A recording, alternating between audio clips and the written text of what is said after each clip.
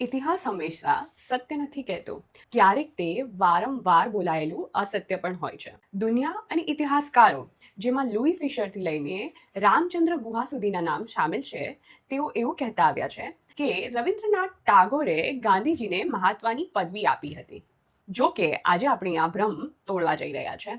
જો ઇતિહાસ પુસ્તકોમાં નહીં પરંતુ પુરાવાઓમાં યકીન રાખતું હોય તો સત્ય કંઈક અલગ છે. ગાંધીજી અને રવિન્દ્રનાથ ટાગોર મળ્યા એ પહેલા અને પ્રિસાઇઝલી 45 દિવસ પહેલા ગુજરાતના એક નાનકડા ગામે આ દિવ્ય આત્માને ઓળખી લીધો હતો. તારીખ હતી 21 જાન્યુઆરી 1915 કે જ્યારે મોહનદાસ કરમચંદ ગાંધીજી દક્ષિણ આફ્રિકાથી સૌ પ્રથમવાર જેતપુર આવ્યા હતા અને જેતપુરના નાગરિકોએ તેમનું ભવ્ય સ્વાગત કર્યું હતું. હા, આ એ જ સભા હતી કે જ્યાં વિદ્વાન અને વ્યાપારી નૌતમલાલ ભગવાનજી મહેતાએ સૌ પ્રથમવાર ગાંધીજીને મહાત્મા કહીને સંબોધન કર્યું હતું. એ દિવસે માત્ર ભાષણ નહોતું અપાયું, પરંતુ એક ઐતિહાસિક માનપત્ર અર્પણ કરવામાં આવ્યું હતું. અને આ માનપત્ર અને માન માત્ર ગાંધીજી પૂરતું સીમિત નહોતું, પરંતુ જેતપુરની મહિલાઓએ કસ્તુરબાને પણ મહાત્માજીના અર્ધાંગિની તરીકે સન્માનિત કર્યા હતા. એટલે કે જે પદવી દુનિયાએ મોડેથી સ્વીકારી તે જેતપુરના મહેતા કામદાર પરિવારે 21મી જાન્યુઆરીએ જ સ્થાપિત કરી દીધી હતી. જેતપુરમાં સભા હતી 21 જાન્યુઆરી 1915 અને ગાંધીજી અને ટાગોર મળ્યા 6 માર્ચ 1915. આ 45 દિવસનો જે સમયગાળો હતો તે જ ઇતિહાસકારોની ભૂલ સાબિત કરવા માટે પૂરતો છે.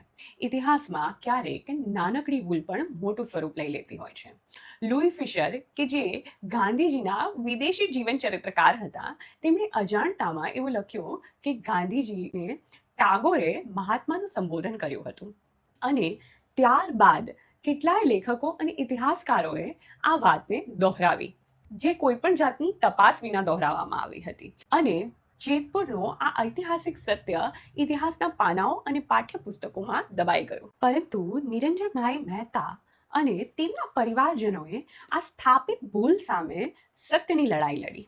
તેમણે આ જે અસલ દસ્તાવેજો અને પુરાવાઓ હતા તે દિલ્હી સ્થિત નેશનલ ગાંધી મ્યુઝિયમ રાજઘાટ સમક્ષ રજૂ કર્યા અને ત્યાંના ડિરેક્ટરે આ દસ્તાવેજો અને પુરાવાઓની ઝીણવટભરી ચકાસણી કરી અને એવું સ્વીકાર્યું કે લુઈ ફિશરની માહિતીમાં ક્ષતિ રહી ગઈ છે. આજે રાજઘાટ મ્યુઝિયમમાં 6x3નું બોર્ડ છે તે સાક્ષી પૂરે છે કે નૌતમલાલ મહેતાએ જ ગાંધીજીને સૌપ્રથમ મહાત્માની પદવી આપી હતી. ખુદ ગાંધીજીએ CWMGના વોલ્યુમ 14માં જેતપુરના સ્વાગત અને માનપત્રનો ઉલ્લેખ કર્યો હતો.